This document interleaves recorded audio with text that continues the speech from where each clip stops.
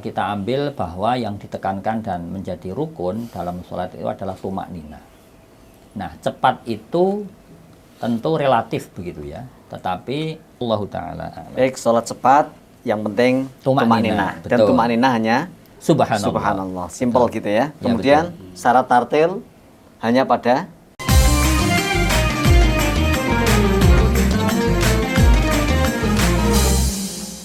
Assalamualaikum warahmatullahi wabarakatuh. Waalaikumsalam warahmatullahi wabarakatuh. Hamdan wa syukuranillah, amma ba'd. Pemirsa Al-Kalam yang mudah-mudahan dirahmati Allah Subhanahu wa taala. Kita lanjutkan ke pertanyaan berikutnya. Ustadz, di dekat rumah saya ada masjid sedang melaksanakan sholat tarawih. Namun sholatnya cepat sekali dan bacaannya juga tidak tartil. Haruskah saya mencari alternatif masjid yang lain? Yang pertama mengenai sholat cepat, nah, gitu. Sependek dan pembacaan kita terhadap beberapa referensi bahwa yang menjadi penekanan di dalam sholat itu pun juga khilaf ulama mengenai apakah tumak ninah itu menjadi syarat atau rukun ya lebih tepatnya, apakah menjadi rukun, itu khilaf. Nah, tetapi kita ambil bahwa yang ditekankan dan menjadi rukun dalam sholat itu adalah tumak ninah. Nah, cepat itu tentu relatif begitu ya, tetapi para ulama menjelaskan kadar minimalis dari tumak ninah itu adalah sepadan dengan kita melafalkan subhanallah. Nah, jadi sekali lagi kalau kemudian melaksanakan sholat itu karena pertimbangan atau perasaan sang imam itu cepat yang kemudian tidak sampai tumak ninah, itu ya mungkin kalau tidak nyaman ya pindah saja, karena kan merasa tidak yakin bahwa itu sah sholatnya. Tetapi perlu kita tegaskan bahwa tumak ninah itu sangat cepat, sekadar membaca subhanallah. Jadi sekali lagi kembali kepada karena imamnya cepat, itu tidak bisa dipukul rata, tidak bisa digeneralisir, dan tidak bisa kemudian ditentukan bahwa sholatnya tidak sah. Karena tumak ninah itu sebenarnya juga tidak lama begitu ya. Itu yang pertama. Karena pertanyaannya juga tidak spesifik, itu cepat itu seperti apa gambarannya. Tetapi kalau kemudian sang imam itu dalam perpindahan gerakannya dari misalnya i'tidal ke sujud atau sujud ke duduk di antara sujud itu selama pengucapan subhanallah, ya berarti sudah mencapai tumak ninah dan berarti salatnya sah. Itu terkait dengan hal yang pertama mengenai sholatnya imam itu cepat. Nah, yang kedua ini yang perlu agak dijelaskan cukup detail ya, mengenai syarat tartil. Nah, barangkali yang bersangkutan itu membaca surah Al-Muzammil ayat 4 ya, warattil Qur'ana tartila, dan bacalah Al-Quran itu secara tartil. Nah, perlu kita tegaskan juga bahwa memang dalam usul fikih disebutkan bahwa al-aslu fil amri lil wujub, nah, bahwa hukum asal dari suatu perintah di dalam dalil baik Al-Quran wa hadis itu menunjukkan kewajiban ya, illa madalla ad-dalil ala khilafi, kecuali ada qarina atau indikator-indikator yang kemudian mengubah hukum asal dari wajib menuju yang lain. Nah, dalam hal ini rujukan yang menurut saya sangat kredibel, sangat kuat, bisa dirujuk di kitab An-Nashr jilid 1 halaman 230 karya Ibnu Jazari Syekhul Qurra.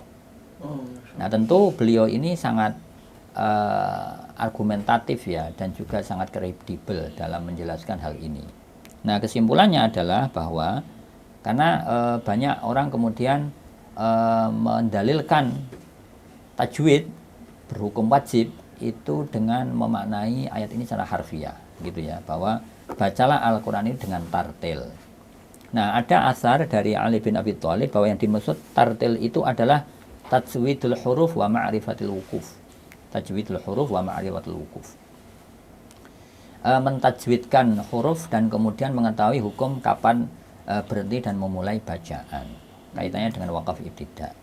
Nah, ketika hukum tajwid itu dibawa ke ranah ibadah dalam misalnya salat, itu berarti sebenarnya itu sudah berubah dari ranah ulumul Quran, lebih spesifiknya adalah hukum bertajwid menuju hukum salat begitu ya. Nah, oleh sebab itu Ibnul Jazari yang seorang mukri' jami' ya, boleh dikatakan bahwa semua periwayatan qiraah Asyura itu bermuara ke beliau. Itu pun mempunyai pendapat yang menurut saya sangat bijak ya. Di sini disebutkan dalam kitab An-Nashr, saya nukil dari fatwa begitu ya, fatwa Darul Ifta Misriyah Mesir, di lembaga fatwa Mesir, dan juga bisa dirujuk di kitab aslinya An-Nashr jilid 1 halaman 230. Disebutkan innama yuriduna bidzalikal jawaza al-adaiyya wa huwa alladhi yahsunu fil qiraati wa yaruqu fit tilawati wala yuriduna bidzalika annahu haramun wala yuriduna bidzalika annahu haramun. Bahwasannya ya, tajwid itu misalnya beliau di kitab Muqaddimah Jazariyah ya kan, menyebutkan ya toh, man lam yujawwidul qur'ana asimu, siapa yang tidak membaca Al-Qur'an dengan tajwid itu berdosa. Nah, beliau di An-Nashr menjelaskan secara lebih terperinci bahwa itu kaitannya adalah dengan teknis pembacaan Al-Qur'an. Teknis pembacaan Al-Qur'an. Nah, tetapi saya katakan tadi, ketika dibawa ke ranah fikih, maka kemudian hukumnya bisa berbeda. Wala yuriduna bidzalika annahu haram. Kembali ke pertanyaan, sehingga ketika apakah bermakmum kepada imam yang tidak tartil itu sholatnya tidak sah, sehingga menuntut harus pindah tempat untuk sholat, maka yang pertama kita tegaskan ya, bahwa tartil itu misalnya kita maknai bertajwid, karena kan tidak dijelaskan tartil itu maksudnya pemahaman sang penanya ini apa. Taruhlah tartil itu adalah tajwid, maka tadi disampaikan bahwa bahkan yang berpendapat bahwa bertajwid itu pun wajib, bahkan yang berpendapat bahwa tajwid itu wajib, maka ketika dibawa ke ranah fikih, maka tidak secara otomatis orang yang tidak bertajwid itu haram untuk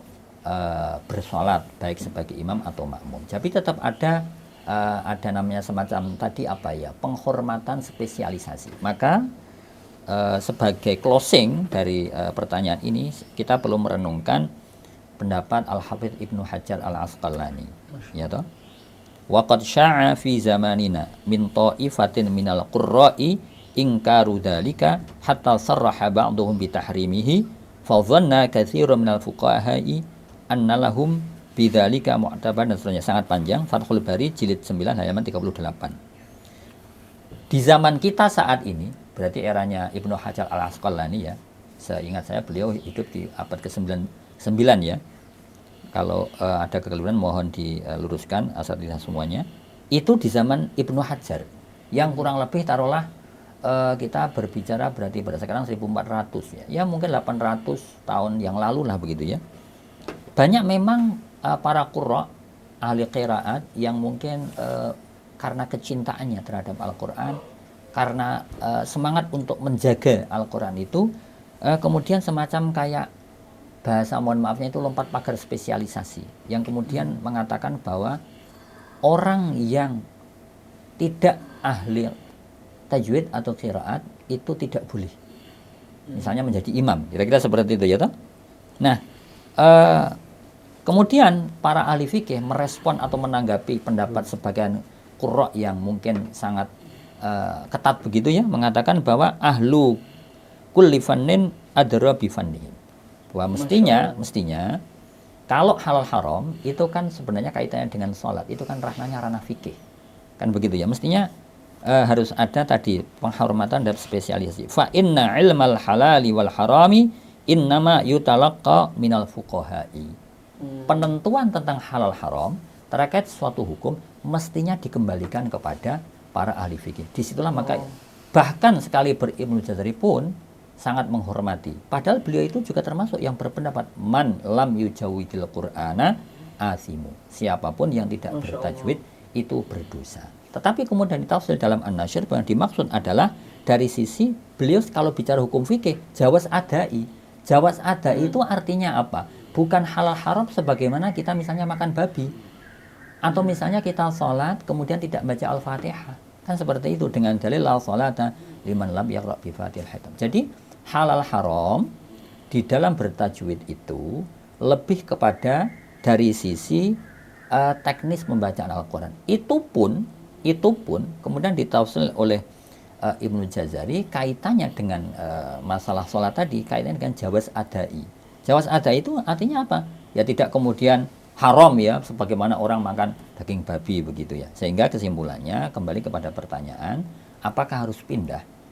Pertama, kalau kaitannya dengan ketidakyakinan bahwa si imam itu tidak memenuhi syarat tumakninah, kadar minimalis membaca subhanallah, maka tentu lebih nyaman kalau pindah. Tetapi kalau kemudian sang imam ini cepatnya tetap menjaga tumakninah, ya tidak perlu demi menjaga kerukunan berjamaah. Yang kedua terkait dengan bacaan Al-Quran, Ibnu Jazari pun yang berpendapat bahwa tidak bertajwid itu dosa, itu pun membatasi kaitannya dengan teknis pembacaan Al-Quran. Adapun halal haram terkait sholat dikembalikan kepada ahli fikih dan kemudian juga diperkuat oleh pendapat Ibnu Al-Asqalani. Nah dalam hal ini memang ulama khilaf dari beberapa referensi mazhab ya, mau Hanafi mau Syafi'i mau apa, bahwa kalau kesalahan dalam membaca tajwid itu kesalahan yang jali, yakni merubah makna. Di sini disebutkan juga masih dalam An-Nasyr, Allahumma illa man yaqsidu bidzalika tahrifal ma'na an mawadhi'i. Kecuali orang yang dengan sengaja mengubah makna. Nah, kecuali orang yang dengan sengaja mengubah makna. Nah, jadi kembali ke pertanyaan, kalau sang imam itu diyakini tidak tartilnya, ya toh, karena tidak tahu, bahkan mungkin mengubah maknanya tidak tahu, ya insya Allah boleh, tidak harus pindah. Tapi kalau disengaja, nah itu kemudian ya itu berarti sholatnya tidak sah. Jadi hemat kami bahwa menilai perilaku imam itu memang harus sangat bijak begitu ya, tidak serta-merta kemudian langsung pindah itu, sehingga menimbulkan ketidakharmonisan di kalangan umat muslim. Wallahu ta'ala a'lam. Baik, sholat cepat yang penting tumakninah. Dan tumakninah hanya subhanallah. Simple gitu ya. Kemudian syarat tartil hanya pada dalam membaca Al-Quran. Kalau kaitannya dengan salat maka ditafsil. Kalau sampai mengubah makna itu bisa membatalkan salat. Mengubah makna pun harus ada tadi. Man yaqsidu bidzalika, ada kesengajaan untuk mengubah. Tapi kalau misalnya tidak perlu mencari alternatif mesin yang lain ya. Kalau dari sisi konteks tadi itu kayaknya tidak perlu. Nah, itu lain ya betul. Sudah. Ya. Catatan lain itu. Nah, ya dalam fiqhul muamalah gitu ya. Saya kira mudah-mudahan ada pencerahan untuk penanya dan umumnya pemirsa El-Kalam. Walafu minkum. Assalamualaikum warahmatullahi wabarakatuh. Waalaikumsalam warahmatullahi wabarakatuh.